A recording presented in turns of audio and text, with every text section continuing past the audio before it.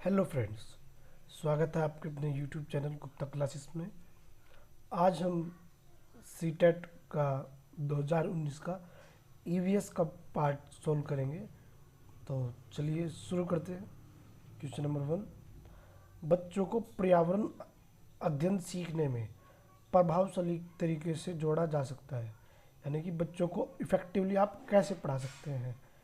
तो देखेंगे, वृत्तांत, कहानियाँ, शिक्षक के द्वारा अवधारणाओं की प्रभावशाली व्याख्या। व्याख्या तो हमें कभी करनी नहीं है, तो सी कट गया। शिक्षक के द्वारा अवधारणाओं की प्रभावशाली प्रदर्शन और व्याख्या, व्याख्या हमें करनी नहीं है, तो सी और डी। वृत्तांत, नैरेटिव्स, इनका यूज करना है। कहानियाँ, इनका यूज करना है। तो हमारा क्या बच गया, ए एंड बी। अगर हम इनमें कंफ्यूज भी हो जाए तो सी जिस जिस में हमने काट दिया, व्याख्या नहीं करनी है, तो जिस जिस ऑप्शन में सी है उसको काट देंगे। इधर देखे, सी ये भी कट गया, इसमें भी सी है ये भी कट गया, इसमें सी है ये भी कट गया। तो कौन सा ऑप्शन बचा, केवल ऑप्शन नंबर 4। तो इसका कौन सा आंसर होगा, ऑप्शन नंबर 4। नेक्स्ट क्वेश्चन देखा जाए प्लीज। पर्यावरण अध्ययन के शिक्षक के द्वारा बच्चों को जानवरों का अवलोकन और उनका चित्र बनाने को प्रेरित करने का उद्देश्य है। यानी कि यहाँ पे टीचर क्या कह रहा है, बच्चों को जानवरों का अवलोकन करने के लिए दे रहा है कि हाँ बच्चों, तुम उनका जानवरों का अवलोकन करो और जो तुमने देखा उनका तुम जो है चित्र बनाओ। तो यहाँ पे इनको सब कराने का उद्देश्य क्या है, बच्चों में सृजनात्मकता का विकास करना। बिल्कुल भाई, बच्चे ऑब्जर्व करेंगे, ऑब्जर्व करके अपनी ड्राइंग में उनकी चित्र बनाएंगे, तो सृजनात्मकता हो रही है। और बी पॉइंट, बच्चों में अवलोकन और रचना कौशल का विकास करना। ये यहाँ देखो, यहाँ पे दिया है अवलोकन और चित्र बनाना, यानी कि बच्चे अवलोकन भी कर रहे हैं और रचना कौशल भी है, तो ये तो बिल्कुल सही है। बच्चों में सौंदर्यगत संवेदना का विकास करना, एस्थेनिक सेंस, जो उनके आसपास से जुड़ी हुई है, तो यहाँ पे भी बच्चों का अवलोकन करेगा। तो ये सब भी, ये पॉइंट भी बिल्कुल सही है, ये तीनों पॉइंट सही है। तो इसका कौन सा ऑप्शन हो जाएगा, option number 2, A B C. Next question देखेंगे। क्वेश्चन नंबर 63, निम्नलिखित सीखने के कौन से सिद्धांत का पर्यावरण अध्ययन में अनुसरण होता है, यानी कि कौन सा सूत्र चलता है। अज्ञात से ज्ञात, ज्ञात से अज्ञात, वैश्विक से स्थानीय, अमूर्त से मूर्त। जब भी हम बच्चे को पढ़ाते हैं तो हम मूर्त से अमूर्त पढ़ाते हैं। पहले उसको रियल लाइफ दिखाएंगे, ऑब्जेक्ट दिखाएंगे, तब उसके बाद दूसरी चीज़ पे जाएंगे। बच्चे को स्थानीय से वैश्विक, पहले बच्चों को देखो, इंग्लिश में देखेंगे, पहले बच्चों को लोकल चीज़ें बतानी है जो उससे आसपास से जुड़ी हुई हो, तो ये भी ऑप्शन कट जाएगा। एक ज्ञात से ज्ञात, अज्ञात से ज्ञात। देखो, इस तरह के क्वेश्चन को मैं बोलता हूँ पॉजिटिव, निगेटिव, प्लस माइनस। यानी कि जब भी इस तरह के कोई दो ऑप्शन मिल जाए, भारत मैच जीत गया, भारत मैच हार गया, कोई दो ही पॉसिबिलिटी हो, तो आंसर वहीं पे से आता है। तो अब हम देखेंगे कि कौन सा रूल फॉलो करते हैं। बच्चे को हम पहले ज्ञात चीज़ें पढ़ाते हैं जो बच्चा जानता है, उनके बाद अज्ञात। अज्ञात से ज्ञात नहीं, पहले जो बच्चे जानता है वही तो बच्चे को पढ़ाएंगे, उसके बाद उसका यूज यूज लेके अब हम जो नॉन है वो चीज़ पढ़ा देंगे। तो इसका कौन सा ऑप्शन होगा, ऑप्शन नंबर 2। नेक्स्ट क्वेश्चन 64, पर्यावरण अध्ययन में शिल्प कला और चित्रकला को समूह में करके सीखने पर बदल दिया जाता है। समूह में, बच्चों को ग्रुप में कर दिया है, मतलब उनको करा रहे हैं। यहाँ पे ग्रुप बांटे नहीं है, ग्रुप उनको दे दिया है कि तुम्हारा ये इससे वर्क करो। तो क्योंकि अब देखेंगे, कक्षा की अनुशासनहीनता को रोकने के लिए समूह में सीखना सहपाठी द्वारा सीखने को प्रोत्साहित करता है। समूह में सीखना कक्षा में सामाजिक अंतक्रिया को बेहतर करता है। समूह में सीखना पर्यावरण अध्ययन के पाठ्यक्रम को समय पर पूरा करने में सहायता करता है। ये देखिए, ये एक्टिविटी करा रहा है टीचर की, बच्चे ग्रुप में अपना वर्क कर रहे हैं, तो इससे कभी भी अनुशासनहीनता वाली कोई बात नहीं होती कि इससे हमारा डिसिप्लिन कंट्रोल हो जाएगा या डिसिप्लिन मेंटेन हो जाएगा। तो ऐसा कुछ नहीं होता। मेरे एनसीएफ ने कहा है कि डिसिप्लिन क्लास जरूरी नहीं है, फ्री क्लास, बच्चा एक्टिव रहे। समूह में सीखना सहपाठी द्वारा सीखने को प्रोत्साहित करता है, बिल्कुल सही है। जब बच्चा एक दूसरे से सीखते हैं, कहा है उसने क्वेश्चन में कि समूह में करके सीखने पर बल देते हैं, तो एक दूसरे से सीखते हैं, बिल्कुल। समूह में सीखना कक्षा में सामाजिक अंतःक्रिया को बेहतर करता है, बिल्कुल सही है। जब बच्चे एक दूसरे से मिलकर सीखते हैं तो उनकी सामाजिक अंतःक्रिया, वो एक दूसरे से इंटरनली इन्वॉल्व होते हैं, सोशली इन्वॉल्व होते हैं, तो ये भी होती है। समूह में सीखना पर्यावरण अध्ययन के पाठ्यक्रम को समय पर पूरा करता है, ऐसा कुछ नहीं है। अब हमने ग्रुप में एक्टिविटी कराई है तो हमारा सिलेबस टाइम पे कंप्लीट, ऐसा नहीं होगा। मेरे अकॉर्डिंग तो क्लास बिल्कुल अनडिसिप्लिन रहना चाहिए, सिलेबस भी पूरा ना हो, बस बच्चा सीख जाए। कौन कौन से पॉइंट हमारे सही हुए हैं, बी एंड सी, तो ऑप्शन नंबर 1। नेक्स्ट क्वेश्चन देखेंगे, निम्नलिखित में से क्या पर्यावरण अध्ययन को सीखने का सबसे प्रभावशाली संसाधन है? तो देखिए फ्रेंड्स, परिवार के सदस्य, समुदाय के सदस्य, समाचार पत्र और कक्षा। अब देखेंगे, बच्चे को परिवार के सदस्य से सिखाना है, बिल्कुल। समुदाय, जो आसपास में उसके मेंबर्स हैं कम्युनिटी के, उनको भी लेना है, बिल्कुल। ए एंड बी सही है। अब देखेंगे ए एंड बी और सी। अब हमारे ऑप्शन पे देखेंगे, यहाँ पे हमारे ये 2 ऑप्शन बच गए, ए बी और सी। तो देखेंगे सी पॉइंट ठीक है या नहीं। क्या न्यूज़पेपर हमारे लिए इफेक्टिव है? बिल्कुल, न्यूज़पेपर की भी हम हेल्प ले सकते हैं टेम्परेचर पढ़ाने के लिए, ग्लोबल वार्मिंग के लिए, इन सब के लिए हम न्यूज़पेपर का यूज कर सकते हैं, तो ये भी सही है। तो इसका कौन सा ऑप्शन हो जाएगा, ऑप्शन नंबर 1।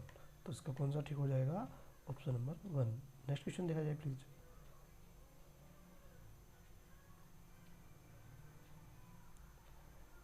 कक्षा 5 की एक शिक्षक एक क्रियाकलाप का संचालन करती है जिसमें वह कक्षा के बच्चों से फर्श पर चीनी के कुछ दाने डालने को कहती है।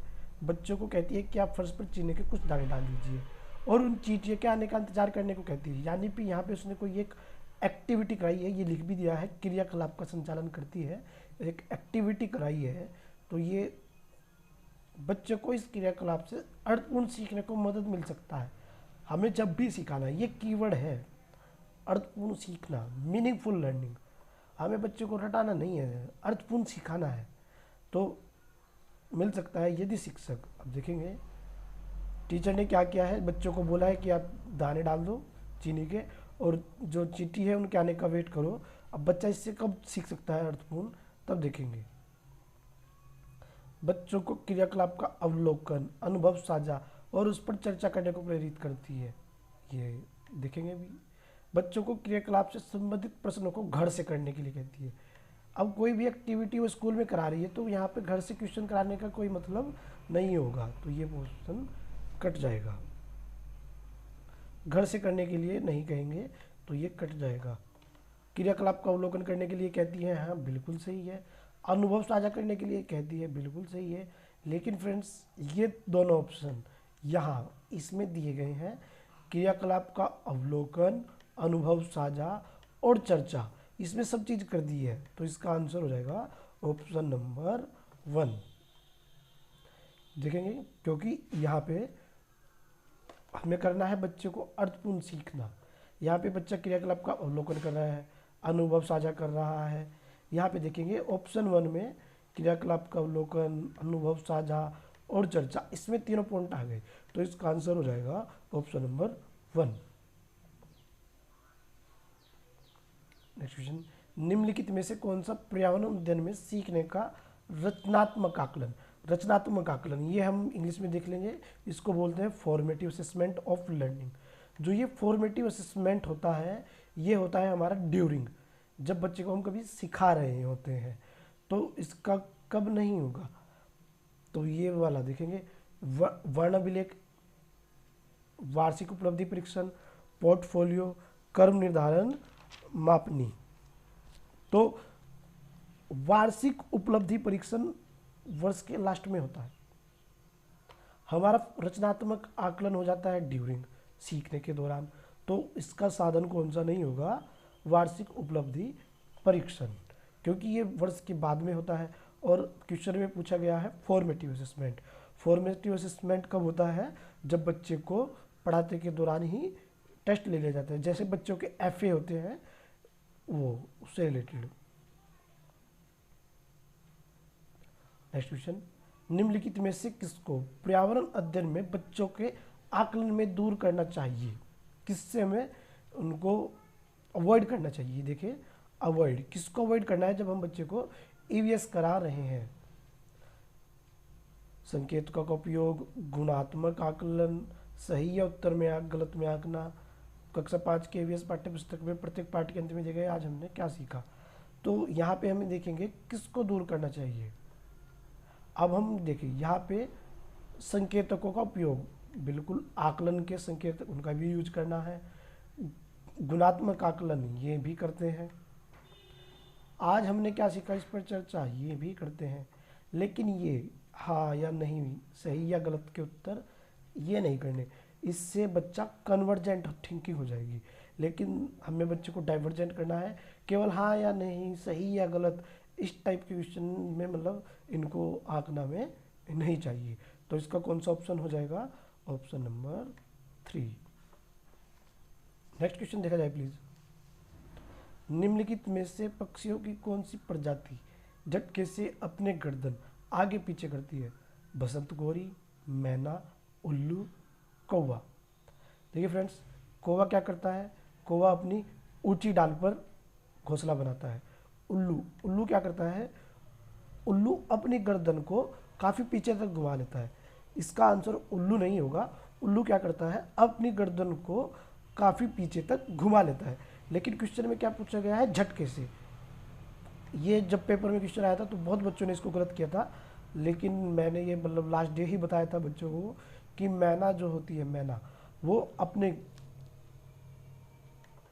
क्या करती है? झटके से अपनी गर्दन को आगे करती है। नेक्स्ट क्वेश्चन देखा जाए प्लीज।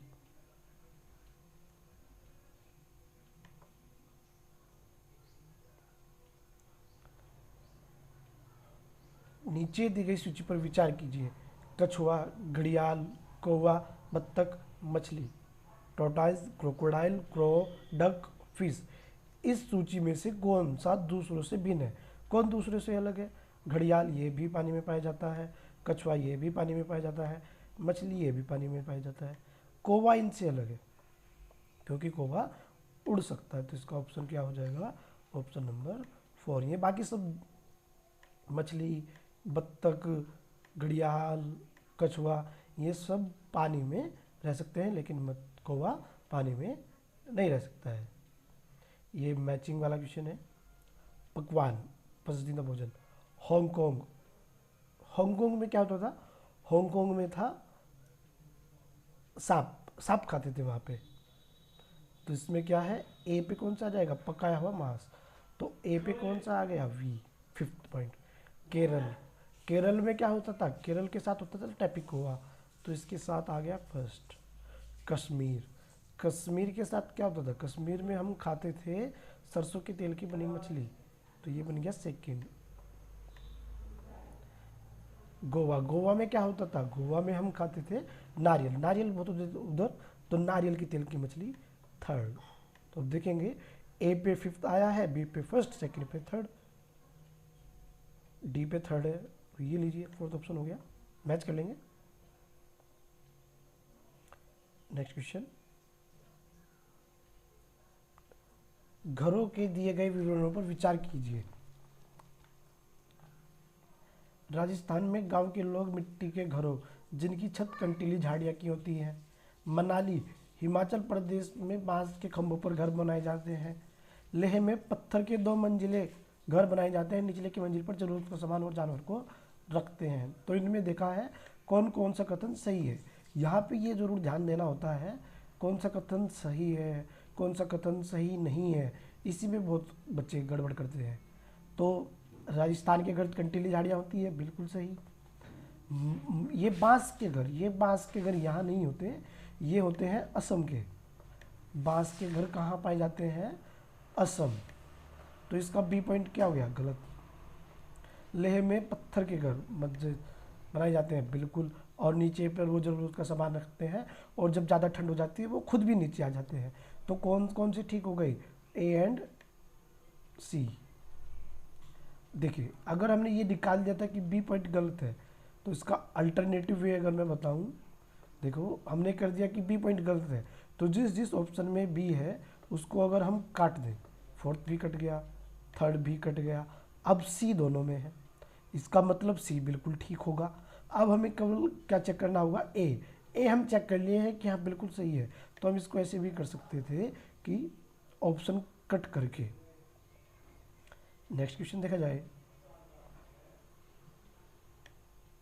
हाथी के विषय में चर्चा कीजिए, विचार कीजिए। हाथी बहुत कम आराम करते हैं, ये एक दिन में 2 से 4 घंटे ही सोते हैं। एक बड़ा हाथी एक दिन में 200 केजी से अधिक पत्ते और झाड़ियाँ खा लेता है। इन्हें पानी और कीचड़ में खेलना बहुत अधिक पसंद है, इनसे इनके शरीर को ठंडक मिलती है। किसी हाथियों के झुंड में सबसे बुजुर्ग हथनी ही सभी फैसले लेती है। देखेंगे हाथी बहुत कम आराम करते हैं, 2 से 4 घंटे सोते हैं, बिल्कुल सही है। हाथी एक दिन में 200 केजी पत्ते खा लेता है, नहीं। हाथी कितने पत्ते खाता है, 100 केजी, 100 किलोग्राम पत्ते खाता है हाथी, तो बी पॉइंट गलत है। तो देखिए फ्रेंड्स, अभी मैं दिखाता हूँ कैसे करते हैं। ये बी पॉइंट हमारा गलत हो गया, तो हम क्या कह देंगे, ये बी गलत हो गया, इसमें बी ये भी गलत हो गया, इसमें बी ये भी गलत हो गया, केवल एक ही बचा C D A option number 1। बाकी पॉइंट को आपको चेक करने की भी जरूरत नहीं है, लेकिन फिर भी हम देखेंगे। कीचड़ में खेलना बहुत पसंद है, बिल्कुल सही। किसी हाथी के झुंड में बुजुर्ग हथनी से भी फैसले लेती है, हाँ जी बिल्कुल सही, क्योंकि बुजुर्ग हथनी ही झुंड की मुखिया होती है। ये 200 किलोग्राम जो है 3 महीने के बच्चे का वजन होता है हाथी का। 200 किलोग्राम पत्ते नहीं खाता, पत्ते खाता है 100 केजी, वजन होता है 200 केजी, कंफ्यूजिंग मत होना। नेक्स्ट क्वेश्चन, निम्नलिखित में से कौन सा एक समूह जड़ों का है, कौन कौन जड़ है, तो देखेंगे शकरकंदी, मूली, हल्दी, गाजर, चुकंदर, मूली, चुकंदर, आलू, अदरक, गाजर, हल्दी, अदरक। अदरक एक तना है। जड़ कौन सी होती है, जो नीचे पाई जाती है, और जो बाहर ऊपर होते हैं वो हो जाते हैं तने। तो हमारी गाजर, चुकंदर और मूली ये सब जड़ है। हल्दी भी एक तना है, आलू भी एक तना है, लेकिन जड़ जो सी है गाजर है, चुकंदर है और मूली है। नेक्स्ट क्वेश्चन, रेगिस्तानी ओक नाम का एक पेड़ है जो पाया जाता है राजस्थान के रेगिस्तानों में, संयुक्त अरब अमीरात के रेगिस्तानों में, अबू धाबी में, ऑस्ट्रेलिया में। रेगिस्तानी ओक कहाँ पाया जाता है, तो ये रेगिस्तानी ओक की हम विशेषता बता दें पहले।